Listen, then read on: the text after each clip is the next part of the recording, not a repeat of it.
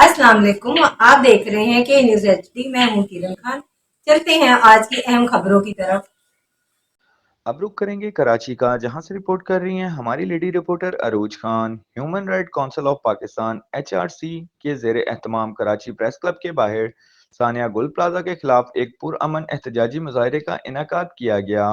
इस एहतजाज में मरकजी चेयरमैन जनाब जमशेद जस्सी ने खसूसी शिरकत की और खताब किया। मुजाहरे में कराची डिवीजन के सदर बशीर दर्स, जनरल सेक्रेटरी तंजीला खुरम, मरकजी व सूबाई अहदेदारान, तमाम जिली सदूर और जनरल सेक्रेटरी समेत मर्द व खवातीन बच्चों की बड़ी तादाद ने शिरकत की। चेयरमैन जमशेद हुसैन ने खताब करते हुए हुकूमती गफलत पर सख्त तनकीद की। मुजाहिरीन से खताब करते हुए चेयरमैन जमशेद हुसैन ने कहा कि एम ए जिनाह रोड पर वाक़या गुल प्लाजा में लगने वाली हौलनाक आग में महज एक हादसा नहीं बल्कि मुतलका अदारों की मुजरिमाना गफलत और इंसानी हकूक की संगीन पामाली है।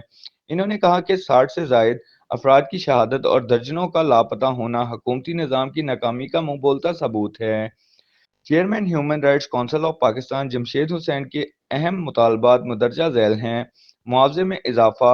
हुकूमत सिंध की जानिब से ऐलान करदा 1 करोड़ रुपये फ़ी कस मुआवजा इंतहाई नाकाफ़ी है।